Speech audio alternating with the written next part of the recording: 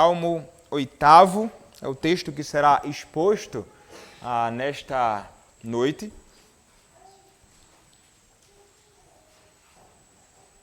Escutem, irmãos, com atenção o que diz a palavra do Senhor. Ao mestre de canto, segundo a melodia, os lagares, Salmo de Davi. Ó Senhor, Senhor nosso, quão magnífico em toda a terra é o teu nome, pois expuseste nos céus a tua majestade.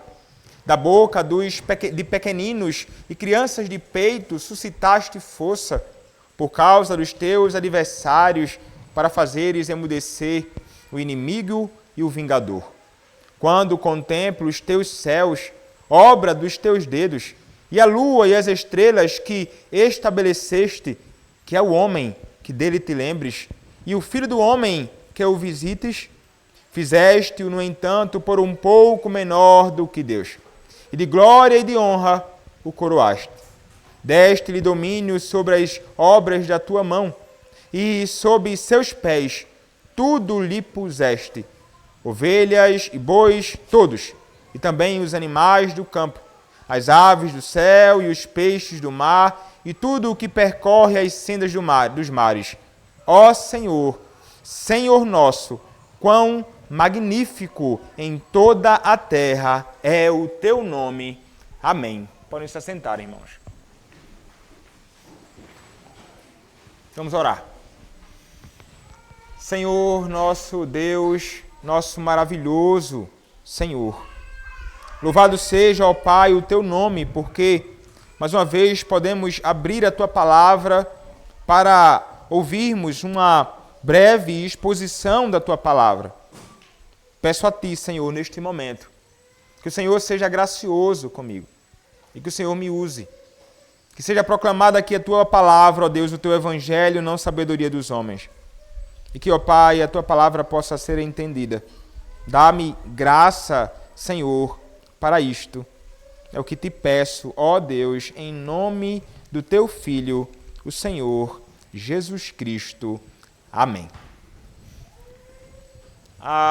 É lamentável, irmãos, nós contemplarmos muitos homens envolvidos com a ciência que, ao invés de olharem para a criação de Deus nos céus e na terra e, ao contemplarem isto, serem conduzidos ao louvor e à glória do Senhor, eles, lamentavelmente, acabam imaginando que aquilo que eles descobrem nos céus ou na terra são coisas que não devem conduzir o homem a louvar ao Senhor, mas devem ser coisas que devem servir para louvar a suposta sabedoria dos homens que acabam descobrindo coisas que lá estavam desde sempre, nos céus e na terra.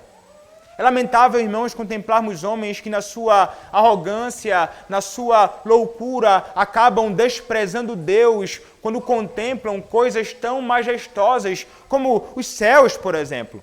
Quando nós contemplamos os céus, nós contemplamos algo majestoso, belíssimo, grandioso. Hoje à tarde estava belíssimo. Mas os homens não. Os homens que rejeitam a Deus na sua loucura acabam então, ao invés de louvarem a Deus, acabam voltando os seus olhos para eles mesmos. E acabam então tendo uma compreensão errada até mesmo sobre eles. Contudo, irmãos, quando nós olhamos para um homem piedoso como o próprio reformador João Calvino, ele vai nos falar acerca de algo que é importante. E quando nós contemplamos a Deus, contemplamos a criação de Deus, contemplamos a majestade de Deus revelada na criação de todas as coisas, isto deve conduzir o homem não somente a glorificar a Deus, mas a ter uma compreensão adequada acerca dele mesmo. O conhecimento de Deus nos conduz ao conhecimento de nós mesmos. E é interessante, irmãos, porque isso que Calvino percebe na Escritura é uma realidade que nós perceberemos também aqui no Salmo 8 que nós acabamos de ler. Nós temos visto, irmãos, como o Senhor ele tem nos falado através do saltério, neste primeiro livro em particular, como o Senhor tem nos mostrado que há uma verdadeira batalha, um verdadeiro embate entre aqueles que são os filhos da mulher contra os filhos da serpente. E temos visto isto de modo mais especial sendo evidenciado na vida de um homem chamado Davi.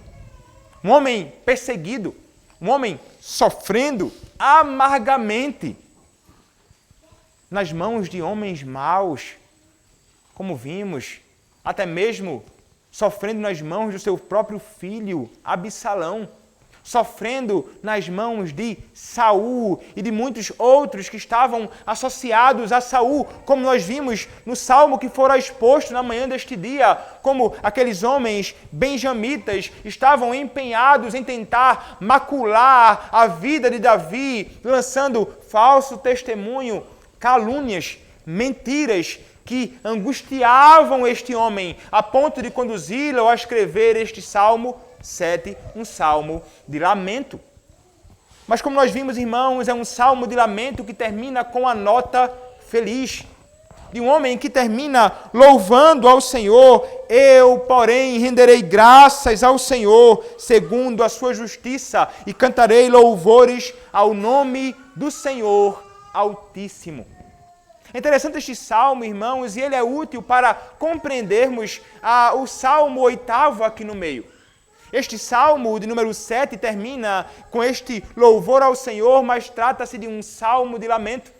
Quando nós olhamos para o salmo de número 9, que nós veremos em breve, se Deus permitir, ele vai apresentar-nos um salmo que envolve ações de graças feitas pelo servo do Senhor, Davi. Mas no meio do Salmo 7, entre o Salmo 7 e o Salmo 9, nós encontramos o Salmo 8º, que nos apresenta então este homem contemplando a majestade e a glória do Senhor. E aqui encontramos um salmo de louvor a Deus. Um salmo de louvor à majestade de Deus. É exatamente isto, irmãos, que nós encontraremos aqui. Ele contempla a majestade divina e louva a majestade divina.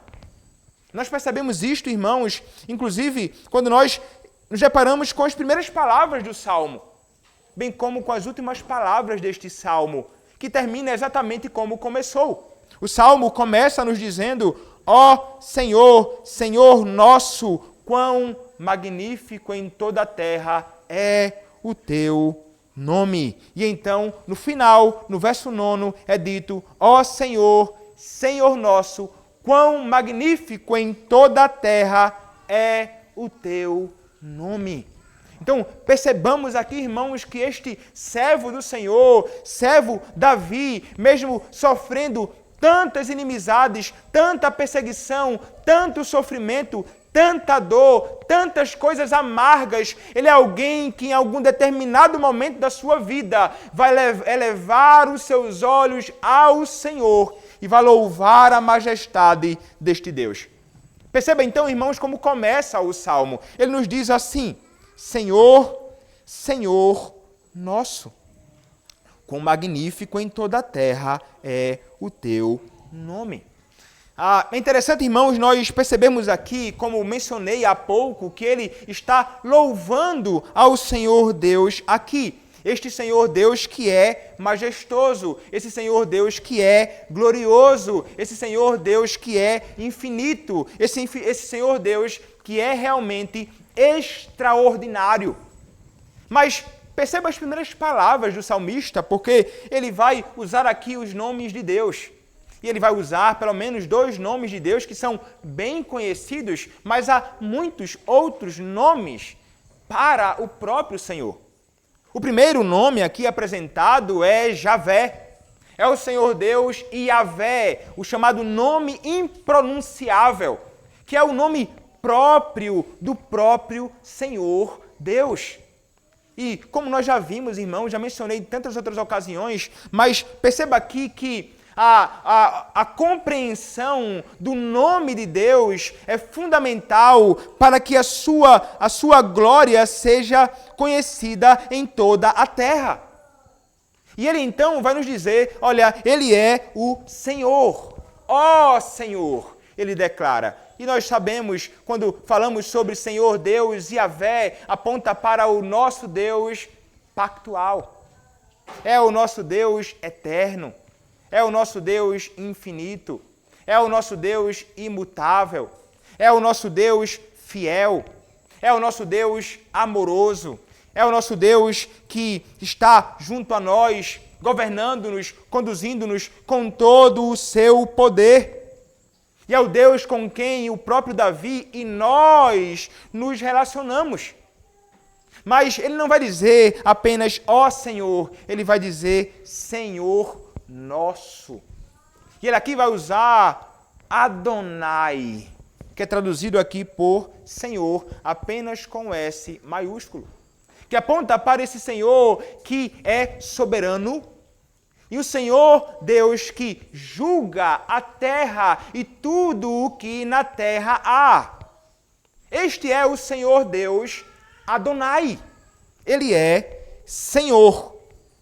Mas perceba, irmãos, que este é quem ele chama de Senhor Deus Yahvé, e de Senhor, ele diz, é o Senhor nosso. Ainda que ele contemple a realidade de que trata-se de um Deus que é transcendente, um Deus que é majestoso, um Deus que ele está muito acima de nós, ele reconhece que este Deus, ele é imanente, ele está conosco, ele está pertinho de nós. E ele diz, e ele é o meu, ele é o nosso Senhor, chamando-o como aquele Deus que é o seu Deus de modo singular e especial. O Deus com quem ele se relaciona, irmãos, o Deus que ele pode chamar, tu és o meu Senhor. E tem a resposta do Senhor dizendo, e você é meu povo, você é meu. Então, ele vai se encontrar aqui, irmãos, numa condição que é singular e própria apenas àqueles que estão num relacionamento com o Senhor, ou seja, aqueles que foram redimidos por Deus. Então, irmãos, quando nós olhamos para essa declaração do salmista, ó Senhor, Senhor nosso, ele vai apontar para tudo isto, mas ele quer acentuar a glória do nome de Deus. O nome dele é glorioso. O nome do Senhor Deus é majestoso. Então, o seu nome manifesta a sua glória. O seu nome é o seu próprio caráter. O seu nome envolve tudo aquilo que ele é. Então, há uma glória inerente ao nome de Deus, que ninguém, absolutamente ninguém, pode tomar. Ninguém, absolutamente ninguém, pode roubar ou até mesmo ofuscar, de algum modo, a glória do próprio Senhor Deus. E ele nos diz, irmãos, que, ó Senhor, Senhor nosso, quão magnífico em toda a terra é o teu nome. Então, irmãos, percebemos aqui primeiramente que este nome do Senhor, ele é inerentemente glorioso, e este nome se faz conhecido em toda a terra. A glória de Deus é conhecida em toda a terra por meio do seu nome. E é interessante, irmãos, porque realmente em toda a terra o nome do Senhor Deus, ele é conhecido e se faz conhecido. Mas quando ele vai nos falar, irmãos, quão magnífico em toda a terra é o teu nome, isso nos aponta para a realidade de que isto, de fato, é algo que não somente acontece, mas de algum modo será expresso em toda a sua plenitude. Mas envolve, irmãos, aqueles que estão relacionados com o Senhor. Davi era alguém que fazia o nome do Senhor Deus conhecido. E nós somos, semelhantemente a ele, chamados a fazer o nome do Senhor Deus conhecido em toda a terra. Essa perspectiva do nome do Senhor Deus em toda a terra é apontada aqui, é apontada em tantas outras porções da Escritura, como no texto conhecido, chamado no Novo Testamento de a Grande Comissão. Quando os servos do Senhor são chamados a carregar o seu nome em si no próprio testemunho, e o nome do Senhor expandindo então assim a sua glória em toda a terra. Veja se não é isto que nos diz Mateus capítulo 28, versos 18 a 20. Algo então que seria espalhado em toda a terra, e o conhecimento do nome do Senhor e do Senhor sairia através daqueles seus servos que portam o seu nome e anunciam o seu nome, fazendo-o conhecido a todos os homens, não importa quem sejam, indiscriminadamente, nos diz a palavra, Mateus 28, versos 18 em diante. Jesus, aproximando-se, falou-lhes, dizendo: toda a autoridade me foi dada no céu e na terra. Ide, portanto, fazei discípulos de todas as nações, batizando-os em nome do Pai, do Filho e do Espírito Santo, ensinando-os a guardar todas as coisas que vos tenho ordenado, e eis que estou convosco todos os dias até a consumação dos séculos. Então, irmãos, este é o nome do Senhor Deus, que é glorioso em si, e o próprio nome manifesta a sua glória, mas ele manifesta a sua glória por meio do seu nome em toda a terra, e os homens, servos de Deus, são chamados a fazer este nome glorioso conhecido. Isto é uma parte, irmãos, do que envolve este primeiro versículo. Nós veremos o que envolve mais isto aqui também. Mas percebe, irmãos, a nossa responsabilidade nisto e o nosso dever nisto, em fazer o nome de Deus famoso e conhecido em toda a terra. Trata-se de uma responsabilidade que pesa sobre mim e trata-se de um dever também de todos vocês, como membros da Igreja de Cristo, em falando deste nome. Mas veja, irmãos, que este nome glorioso do Senhor, este nome dele que manifesta a sua glória, a sua majestade, nós perceberemos que há também um outro meio através do qual o Senhor Deus, ele revela a sua glória e majestade.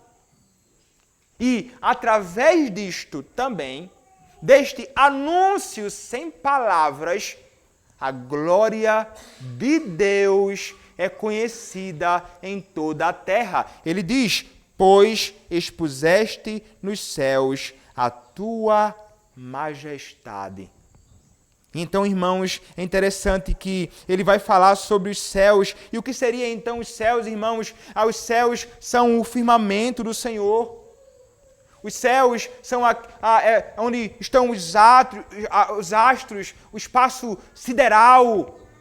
Tudo aquilo que os homens contemplam e passam a ver através de coisas que criaram para contemplar, então, coisas majestosas dos astros do Senhor nos céus.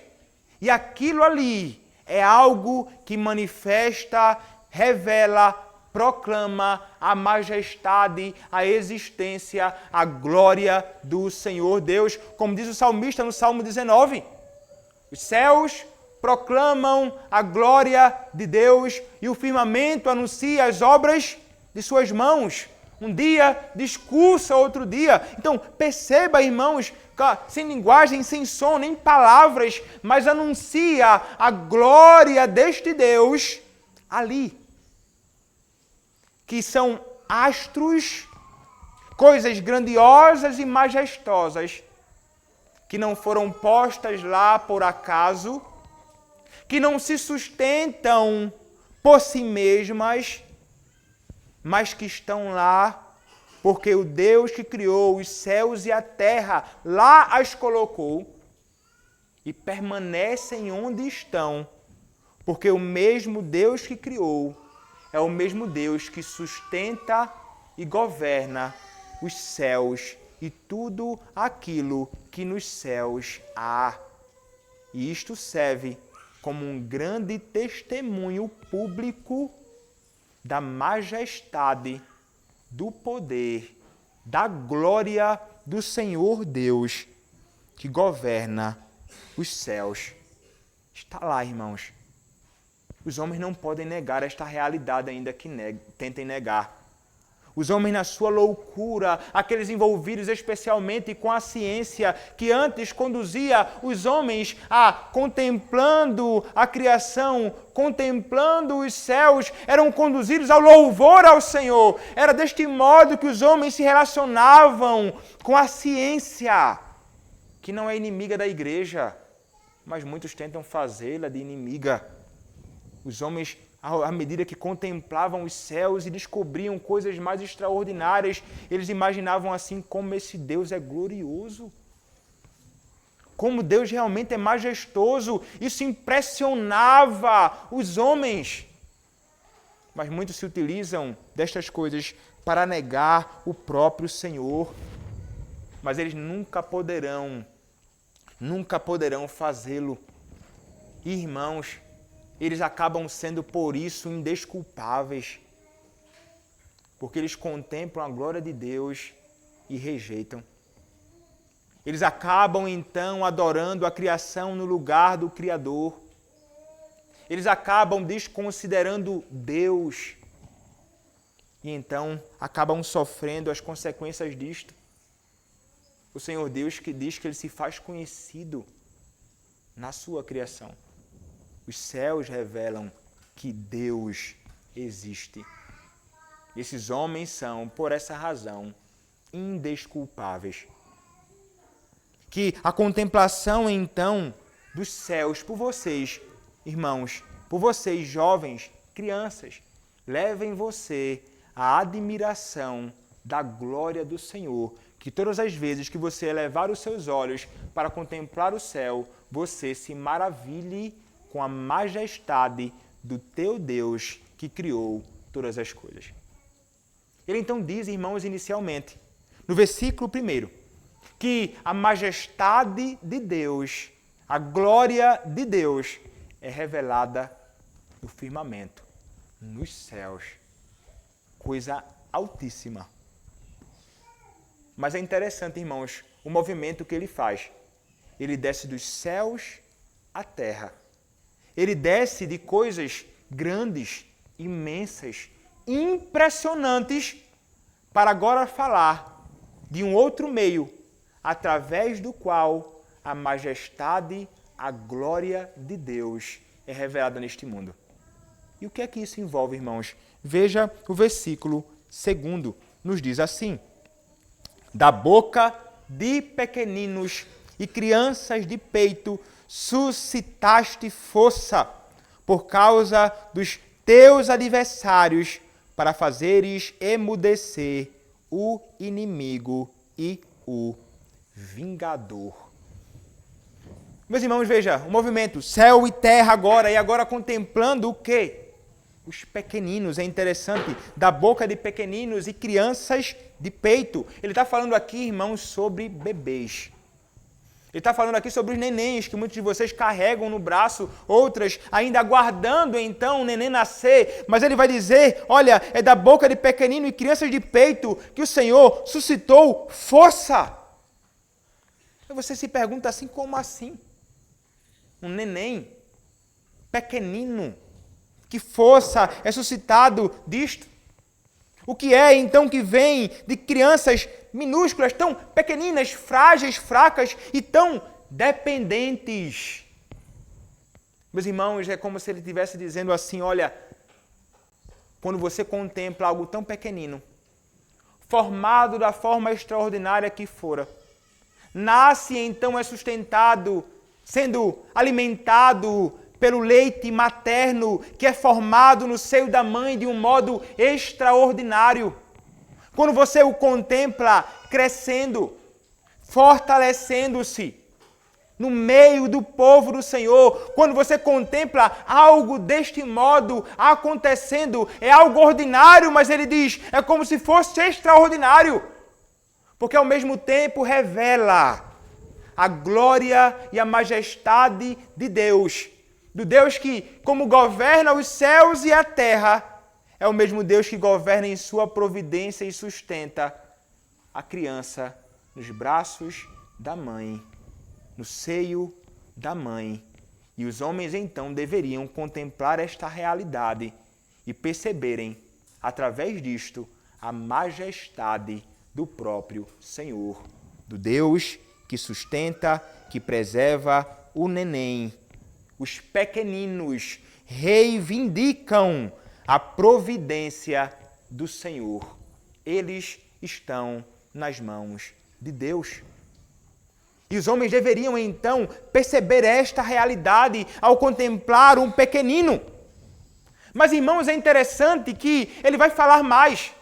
Ele vai dizer que estes pequeninos vão servir como instrumentos numa guerra. Você iria para um conflito com homens prontos para uma batalha, levando bebês nos braços? Claro que não. Para uma batalha, meu amigo. Naquela época, no passado, era espada, era lança, era flecha. O bicho pegava. Hoje, em nossos dias, é tiro, é bomba, é confusão das grandes. Contudo, o Senhor Deus ele vai estabelecer um conflito sem usar armas. E aquilo que vai servir, irmãos, para envergonhar, para fazer emudecer, para fazer calar os lábios dos seus inimigos, são os pequeninos.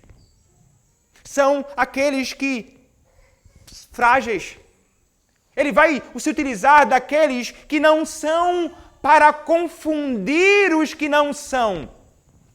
Ele vai se utilizar realmente daqueles que nós imaginamos como os improváveis, para vencer então uma batalha contra aqueles que se levantam contra o povo do Senhor. E Davi então vai pensar de modo particular nestes pequeninos, na providência de Deus, na sua glória evidenciada naquilo. Então, considere, irmãos, os pequeninos, seus filhos, os bebês, como muito importantes e como manifestações evidentes diante dos nossos olhos da majestade do Senhor e instrumento de Deus nesta batalha. Mas é interessante, irmãos, nós olharmos como o nosso Senhor e Salvador, Jesus Cristo, ele vai se utilizar deste texto, para falar que o Senhor não manifesta somente a sua glória na providência e preservação destes bebês, mas é justamente através do louvor que ele então vai fazer com que os homens se calem. Onde é que ele faz isso, irmãos? Olha o que diz o Evangelho de Mateus, capítulo 21. Mateus, capítulo 21, leremos do versículo 14 até o versículo de número 17. Mateus, capítulo 21, do verso 14 até o verso 17, nos diz assim, irmãos, a palavra do nosso Senhor. Vieram a ele no templo cegos e coxos, e ele os curou. Mas, vendo os principais sacerdotes e os escribas, as maravilhas que Jesus fazia, e os meninos clamando, Hosana ao filho de Davi, indignaram-se e perguntaram-lhe, ouves o que estes estão dizendo? Respondeu-lhes Jesus, sim, nunca lestes? Da boca de pequeninos e crianças de peito, tiraste o perfeito louvor. E deixando-os, saiu da cidade de Betânia, onde pernoitou. Perceba, irmãos, Que coisa maravilhosa! É dos pequeninos, das crianças de peito. Ele diz que vem o perfeito louvor. Aqueles pequeninos, irmãos, que estavam ali diante de Cristo, que os fariseus se opunham grandemente e gravemente. Ele vai dizer, é deles que vem o meu louvor, eles estão me exaltando. Eles estavam exaltando aquele Cristo que estava entrando ali em Jerusalém de um modo tão simples e humilde, mas eles exaltam a majestade de Cristo. E aí então, irmãos, é um louvor que exalta e faz então emudecer, calar a boca dos inimigos do Senhor através dos pequeninos. Irmãos, como isso nos leva a pensar sobre tantas coisas, como, por exemplo, a pensarmos sobre a importância que o Senhor Deus, Ele atribui aos pequeninos. As crianças não são consideradas como coisa de pouca importância. Não são consideradas como coisas que podem ser rejeitadas ou abandonadas ou até mesmo mortas. Como tantos partidos envolvidos com Satanás e seus intentos tentam, de todas as formas, destruir crianças no ventre de sua mãe. Pequeninos que são arrancados das suas mães, mortos. Eles não se importam e não amam, não consideram como algo importante aqueles que Deus criou, os pequeninos. Mas, irmãos, a perspectiva cristã é totalmente outra e nós vemos o nosso Deus amando e valorizando e se importando e querendo o louvor destes que são pequeninos. E Ele faz isto, inclusive, preservando-os, viu? É Ele quem está preservando e quem preserva um neném no ventre da mãe e ninguém pode arrancá-lo dali, senão o próprio Deus. É o Deus que dá a vida, é o Deus que tira a vida. Nenhum homem tem direito a fazer absolutamente nada disto. E o Senhor então quer que estes pequeninos, sobretudo estes que nascem então na família do pacto, que nascem no meio da igreja de Cristo, na igreja visível do nosso Senhor, que estes então possam nascer e através deles venha um louvor. E agora vai envolver um outro aspecto, são as crianças na adoração pública ao Senhor. Os pequeninos aqui, ainda que não saibam muitas vezes pronunciar a palavra corretamente. Ainda que no nosso contexto aqui, cantando em português e de repente ele sabe mais inglês, pouco ainda, do que o português, e então na sua limitação ele tenta de alguma forma falar alguma palavra, ele tenta balbuciar alguma coisa, ele fica tentando nos imitar, tentando cantar ao Senhor, ele fica aqui fazendo algum tipo de barulho no meio da congregação do Senhor. Irmãos, que privilégio nosso! Nós vemos isto acontecendo e Deus é louvado através dos pequeninos. Por essa razão, é grave quando muitos tiram os pequeninos do meio da congregação do Senhor. Porque Deus é louvado por eles, crianças, pequeninos, aqui vocês. O Senhor, Ele quer ser louvado por vocês. O Senhor se alegra com a adoração de vocês, filhos do pacto. Mas muitos acabam desconsiderando, deixam para fora, botam numa salinha, tira a mulher do culto, tira a criança do culto e Deus acaba não sendo louvado por eles como deveria ser no meio da congregação do nosso Deus. E aqui, irmãos, eles são instrumentos do Senhor para isto. Por essa razão, nós devemos nos alegrar em ter crianças, ainda que muitas vezes você perceba ela fazendo algum tipo de barulho. Mas, irmãos, isso é louvor. E eu acho estranho, não somente quando homens, irmãos, membros da igreja se incomodam e não querem isto, mas ainda mais aqueles que são chamados para o ministério da palavra, como podem se incomodar com isto. Como podem querer privá-los de estar junto ao povo? Como podem se incomodar com algum barulhinho da criança no meio da igreja? Irmãos, eu só consigo me recordar do que eu aprendi com o meu pastor. Quando ele escuta, o que ele sempre diz é o seguinte: irmão, quando eu escuto as crianças chorando ou fazendo algum tipo de barulho no meio da congregação, isso me recorda duas coisas. Me recorda que Deus tem sido um Deus gracioso e fiel com o seu povo, dando a graça de terem filhos do pacto no meio da congregação, fazendo assim o seu nome se expandir através do nascimento de filhos.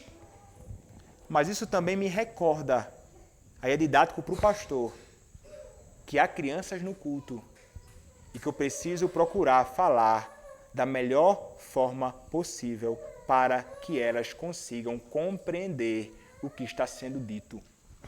Didático para mim, para que eu possa me recordar que eu devo me dirigir a elas, para que elas possam entender a palavra, para que elas possam compreender o Evangelho. Como perdem as igrejas, como perdem os pais quando as crianças são privadas disto, mas você, ao tirá-las, e muitos, não é o nosso caso, ao tirá-las, acabam privando Deus de ser louvado por meio delas. E através, irmãos, deste louvor, da providência do Senhor, então, da sua majestade revelada nisto, os homens são humilhados, os inimigos de Deus. Mas então, irmãos, vamos seguir em frente. A hora avança e a palavra nos diz ainda no versículo 3º e 4º. Agora, mais uma vez, nós contemplaremos a Davi voltando mais uma vez os seus olhos aos céus. E aqui, então, ele nos diz o seguinte: quando contemplo os céus, obra dos teus dedos, e a lua e as estrelas que estabeleceste, que é o homem que dele te lembres, e o filho do homem que o visites. Interessante, irmãos. Agora, Davi, ele olha para os céus mais uma vez e ele contempla algo majestoso. E ao contemplar, então, irmãos, a majestade da criação de Deus, ele, então, é levado a contemplar quem ele é. Ele olha para a majestade da criação, obra, ele vai dizer, obra dos dedos de Deus. Então ele sabe que foi Deus, com o seu dedo poderoso, que criou todas as coisas.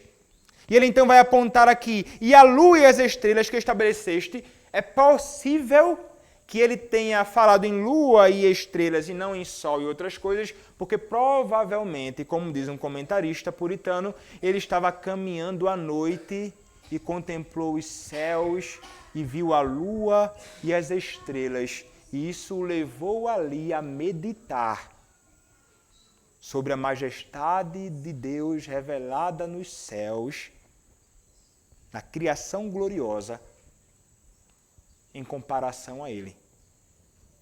E isso leva, irmãos, a perceber que são coisas grandes demais quando comparadas a nós. Coisas majestosas de nós, majestosas demais quando comparadas a um homem, no sentido de grandeza, de poder, de força. Mas veja o que ele diz, ele vai dizer, não é? Mas ele fala, e a lua e as estrelas que estabeleceste. Aí então ele acrescenta, aí ele diz, que é o homem que dele te lembres. Que é, e o filho do homem que o visites. A ideia aqui, irmãos, é homem e filho do homem. Ele está apontando para a realidade que ele é um homem natural, veio do pó. É fraco, é frágil, é pequeno. Não há nada que o faça tão extraordinário assim. Comparado à majestade dos céus. Mas ele reconhece, então, irmãos, aqui a sua pequenez, e isso é fundamental, irmãos, a nós pensarmos assim, quando andamos, então, por este ambiente aqui que nós adoramos. Então contemplarmos a glória dos céus, a majestade do Senhor, que isso nos faça reconhecer a nossa pequenez de fato. E nos leve a perguntar como o salmista perguntou. Ele vai dizer que é o homem que dele te lembres. Como é que o Senhor se lembrou de pessoas tão pequenas assim, fracas como nós, o homem? Por que razão, então, Senhor, o homem? Por que, Senhor, o Senhor se preocupa tanto conosco, tendo céus tão majestosos e maravilhosos? Porque nós, como veremos mais à frente, somos colocados como a coroa da criação. Mas ele fica impressionado como o Senhor Deus pode conceder ao homem graça tamanha. Como o Senhor Deus ele pode se preocupar de modo tão atencioso com o homem. Isto fica evidente, irmãos, para nós na Escritura, na nossa própria vida, na criação. Calvino vai falar sobre isto, inclusive. Como o Senhor Deus, preocupado com o homem, ele primeiramente, irmãos, cria todas as coisas. Ele cria um ambiente perfeito, um santuário majestoso onde ele poderia encontrar o seu Deus. Ele cria todo tipo de plantas e alimentos necessários para a subsistência do homem. E depois de estar tudo perfeitinho, confortável, ambiente melhor jamais existiu, o Senhor Deus então cria o homem e o coloca no jardim. Como Deus se preocupou então em cuidar do homem no princípio. Por que então o homem? Nós veremos, irmãos, ele é a coroa da criação, criado à imagem do próprio Deus. Mas ele fica admirado como o Senhor Deus ele cuida de nós, irmãos. E como o Senhor Deus ele se preocupa com nós, ainda que sejamos pequenos em comparação com tantas coisas majestosas criadas pelo próprio Senhor Deus neste mundo. Deus, irmãos, ele cuida de nós, ele cuida de ti, assim como cuidou de Adão no princípio de todas as coisas. Ainda que haja tantas coisas maravilhosas cercando-nos, ele é o Deus que está junto a nós e procura então nos ajudar, ele procura então nos socorrer, ele procura então nos sustentar, ele nos governa em todo o tempo, nos mínimos detalhes, segundo a sua providência, que é sempre santa, sábia e poderosa. Porque Deus se importa conosco. Ele é o Deus que criou os céus, mas ele criou a terra e criou os homens. Nós somos objeto do cuidado de Deus. Sobretudo nós, especialmente, nós que o conhecemos como nosso Salvador, estamos sob o cuidado paternal do nosso Deus, que é nosso Pai. Mas, irmãos, ele ainda vai continuar e veja o que ele vai nos dizer ainda acerca da indignidade do homem. Há certa indignidade, mas esse homem ele será revestido de alguma forma de certa dignidade. Veja o versículo 5, quando ele nos diz assim: fizeste-o, no entanto, por um pouco menor do que Deus, de glória e honra o coroaste. Deste-lhe domínio sobre as aves, as obras da tua mão, e sobre seus pés tudo lhe puseste. Ovelhas e bois, todos, e também os animais do campo, as aves do céu e os peixes do mar, e tudo o que percorre as sendas dos mares. Interessante, irmãos. Verso 5. Fizeste-o, no entanto, por um pouco menor do que Deus. Alguns vão traduzir: fizeste-os, no entanto, por um pouco menor do que anjos. Mas, irmãos, independentemente de qualquer coisa, independentemente da interpretação que nós encontramos aplicada a Cristo em Hebreus capítulo 2, que vai falar sobre ser inferior ou um pouco menor que os anjos, o ponto que quer ser ressaltado aqui pelo salmista é de que o Senhor Deus criou o homem conforme a sua imagem e semelhança. Este salmo, irmãos, é como que um louvor à criação de Deus. e ao Deus criador de todas as coisas. E quando nós olhamos então para o princípio, nós contemplamos tudo isso aqui que é descrito. E em Gênesis capítulo 1, versos 26, 27 e 28, vão tratar ali, irmãos, sobre o homem, diferentemente de toda a criação, fora criada a imagem de Deus. Nós vemos o Senhor Deus criando os animais, criando tudo, conforme a sua própria imagem. A imagem deles mesmo. A raça que eles tinham, enfim, algo natural. Mas nenhum dos outros seres fora criado como homem, que foi criado à imagem do Deus triuno. Mas então, o que é que essa imagem no homem concede ao homem? Concede ao homem um privilégio que nenhum outro possui. Ele, como aquele que fora criado como imagem do próprio Deus, ele é alguém que é colocado como um vice-regente de Deus sobre toda a criação. Porque ele é a imagem do próprio Senhor.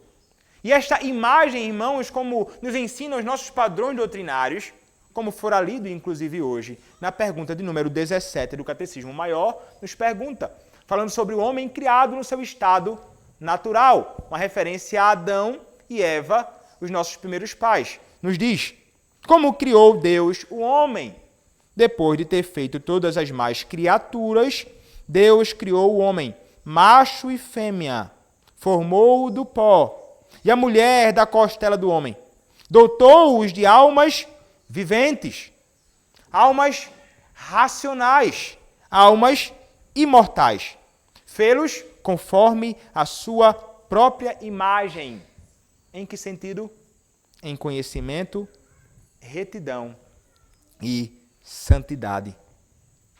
Conhecimento de Deus, das verdades de Deus, claras pela revelação do Senhor que tinha naqueles dias, retidão, justiça e santidade, sem pecado, perfeitos, sem qualquer tipo de iniquidade.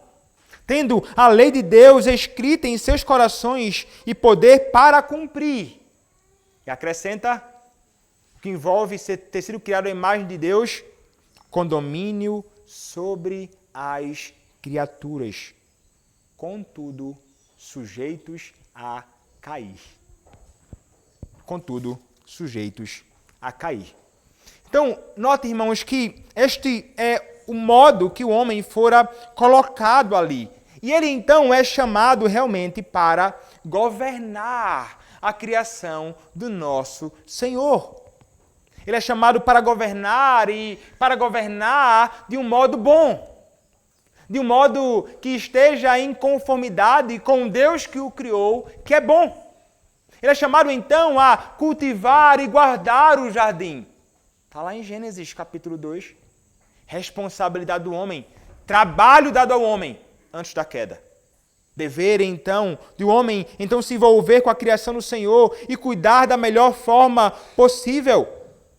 Dele, então, era essa a responsabilidade dele, e eles ainda eram colocados como realmente superiores às demais criações de Deus. Não iguais, superiores, reinando sobre a criação de Deus. Responsabilidade do homem. E isso, então, envolvia o homem ser cheio de glória. A glória do homem envolvida no governo da criação de Deus. Havia então, irmãos, ali no princípio um governo perfeito por meio de Adão, o nosso primeiro pai. Mas, irmãos, ainda que o texto nos aponte para a realidade de que o homem, ele fora criado para governar a criação e que a criação está sujeita ao homem, porque ele fora criado à imagem do próprio Senhor, em nossos dias não são poucos que invertem exatamente este papel, roubando a glória do homem, mas na realidade, irmãos, em última instância, roubando a glória de Deus.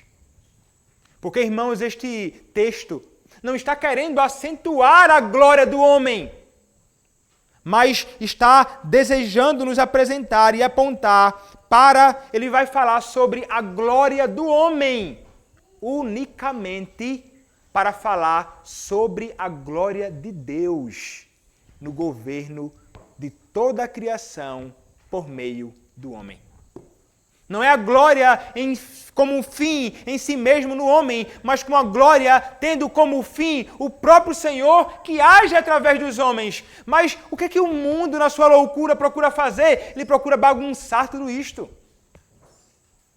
Não são poucos os partidos que se envolvem com algo desta natureza, não é? Aqueles envolvidos com os animais. Nada de problema com o animal. Mas eles colocam o animal como se fosse algo superior ao homem. Já viram por aí? Feministas, cartazes, dizendo, meu corpo, minhas regras. Pode matar a criança assim, não é isso que eles dizem não, com toda clareza, né? Mas pode abortar aqui, ó, mata o neném. Choram, berram. Impressionante o que fazem, desejando a morte de bebês. São as mesmas pessoas que se levantam por aí com placas dizendo não pisem nos ovos das tartarugas marinhas. Não matem os filhos das tartarugas marinhas. Não quebrem os ovos da águia real. Não matem os filhotes das águias reais nos ovos. Não esmague o siri. Rapaz, eu já vi um negócio desse. Sabe o que é siri, não é? Caranguejo, sei lá como é que chama aqui. É um bichinho, parece um caranguejo. Tem gente lá no Nordeste, em Recife, um colega meu, cresci com ele, se perdeu. Vai pro mangue, é o dia de ir pro mangue. Salvar os siris, salvar os caranguejos. Vamos lá socorrer eles, porque tem gente matando. Como é que pode esse pessoal pegar o siri, então cozinhar e comer esse negócio aí? Que maldade! Mas é o mesmo que publica lá. Pode a mãe tirar a vida da criança assim? Veja, irmãos, que doideira é esse? Que doideira é este mundo? Os homens dando mais valor à criação de Deus, que deve sim ser valorizada. Você não deve maltratar o animal. Você não deve sair maltratando o animal simplesmente porque deseja maltratar. Matando o animal simplesmente porque quer matar como se fosse algo bacana. Não. Mas nós não podemos inverter os papéis e colocar essas coisas como mais importantes que aquilo que Deus considera como mais importante. O homem é mais importante que qualquer animal neste mundo. E Deus o colocou como soberano sobre toda esta criação, que seja governada por estes homens para a glória do Senhor. Para a glória de Deus. Mas, irmãos, o que é que acontece? O salmista, então, ele vai nos falar acerca desta realidade, apontando para a extensão de tudo aquilo que está sob o governo dos homens, que estão sob o governo de Deus. Mas ele vai então concluir, não é? Dizendo, olha, ele vai louvar mais uma vez as mesmas palavras do início. Ó Senhor, Senhor nosso, quão magnífico em toda a terra é o teu nome. Então, mais uma vez, não é? Ele conclui aí com esse louvor que deve ser realmente dado ao próprio Deus, por quem Ele é, pelo seu nome, pela sua majestade e glória que se fazem conhecidas em toda a terra. Mas este homem, irmãos, que é chamado a fazer isto, lamentavelmente, ele caiu. Nós lemos aqui a pergunta do número 17 do Catecismo Maior, que vai tratar sobre o homem ter sido criado à imagem de Deus, mas com a possibilidade de cair daquele estado. O homem caiu daquele estado. E esse dever, essa responsabilidade dele de governar e cultivar o jardim de modo adequado, de governar toda a criação, acabou sendo bagunçada. Perverteu tudo. Pervertido ficou o homem, pervertida a imaculada tornou-se a criação do Senhor. E agora então, como fica? Mas, irmãos, é interessante como o Senhor Deus ele providencia um meio para isto. Para que o homem seja reconduzido à dignidade, para que o homem seja reconduzido a administrar adequadamente a criação de Deus, reconstruindo-a. Para que o homem então possa, e a criação possa experimentar também, num dia haverá de experimentar plena redenção e restauração de tudo. E isto, irmãos, é revelado não no homem, como se o homem fosse capaz, mas no próprio Senhor Jesus Cristo. E quem diz isto, irmãos, é o próprio apóstolo em Hebreus, capítulo 2. Vejam comigo o que diz a palavra. Olhem lá, Hebreus, capítulo de número 2, do verso 6 ao verso 9. O apóstolo Paulo, irmãos, ele vai nos ensinar e vai citar, inclusive, o Salmo 8º aqui nesta porção do livro escrito, chamado livro aos Hebreus. E nos diz assim, Hebreus, capítulo 2, versos... Vou ler a partir do verso 5 até o verso de número 9. Diz assim: Pois não foi a anjos que sujeitou o mundo que há de vir, sobre o qual estamos falando. Antes, alguém em certo lugar deu pleno testemunho, dizendo: Que é o homem que dele te lembres, ou o filho do homem que o visites. Fizeste-o por um pouco menor que os anjos. De glória e de honra o coroaste, e o constituíste sobre as obras das tuas mãos. Todas as coisas sujeitaste debaixo dos seus pés. Ora, desde que lhe sujeitou todas as coisas, nada deixou fora do seu domínio. Agora, porém, ainda não vemos todas as coisas a ele sujeitas. Vemos, todavia, aquele que por um pouco, tendo sido feito menor que os anjos, Jesus, por causa do sofrimento da morte, foi coroado de glória e de honra, para que pela graça de Deus provasse a morte por todo homem. Meus irmãos, ele vai falar aqui sobre Cristo. Ele vai falar, o apóstolo, sobre a humilhação do nosso Senhor e Salvador Jesus Cristo, que por um tempo breve, na sua humilhação, fora como que considerado inferior que os anjos. Mas ele é aquele, irmãos, que nesta condição, neste contexto, ele é aquele que vai fazer com que através da sua humilhação e morte, esta condição que fora maculada pelo pecado seja revertida. O pecado perturbou o mundo. O pecado perturbou esse papel glorioso do homem como regente de toda a criação. Mas o Senhor usou aquele que era humilhado. Ele usou aquele que era desprezado.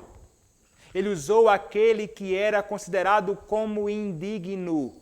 Ele usou aquele que era realmente maltratado pelos homens como se nada fosse, para então fazer valer os seus propósitos, como faz conosco, irmãos, usando os que não são para confundir os que são, usando servos fracos, pequenos e inúteis como nós, para a expansão e propagação do seu reino, para a expansão da sua glória e majestade neste mundo, assim como usava os pequeninos, ainda que o homem em sua maldade se levante indignado na sua fúria contra a igreja, sabemos o Senhor é aquele que preserva, porque o Senhor é aquele que se utiliza justamente de frágeis, miseráveis como nós.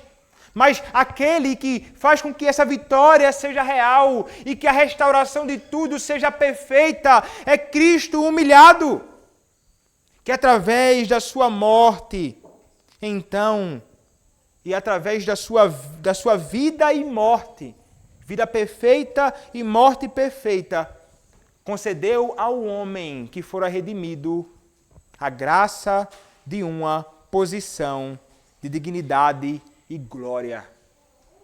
Aqueles que foram salvos por Cristo reinam com Cristo sobre tudo.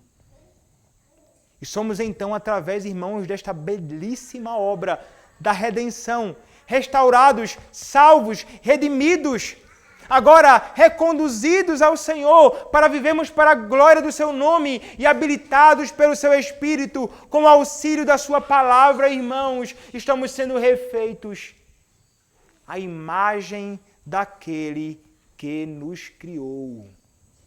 Nesta obra perfeita, contínua de Cristo e obra perfeita de Cristo e essa contínua obra da santificação em nossos corações, reconduzindo-nos então a fazermos aquilo que nunca deveríamos ter deixado de fazer, andar em retidão diante do Senhor, fazendo tudo para a sua glória, como vice-regentes da criação de Deus. O Senhor se humilhou para que nós fôssemos exaltados. O Senhor lançou ao chão a dignidade do seu Filho para que nós pudéssemos ter dignidade. O Senhor nos tirou do poço, nos colocou assentado junto a Ele. E é exatamente isto, irmãos, que Ele continua fazendo hoje.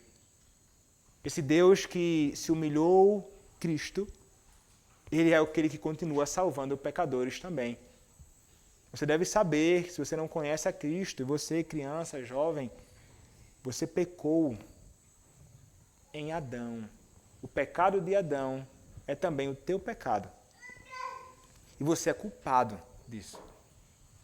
E este pecado, ele bagunçou a sua mente, bagunçou o seu coração.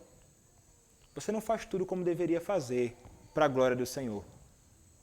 Você precisa, como seus pais que conhecem a Cristo, de salvação, para que a sua mente seja cativa a Cristo, para que o seu coração esteja sujeito a Cristo e você possa viver para Ele. Corra para Cristo. Hoje, jovem, adolescente, criança, e você que não conhece a Cristo, corra para o Senhor. É somente Ele que pode conceder a você salvação e uma posição digna no seu reino, para a glória do seu glorioso nome. Amém. Vamos orar, irmãos, ao nosso Deus.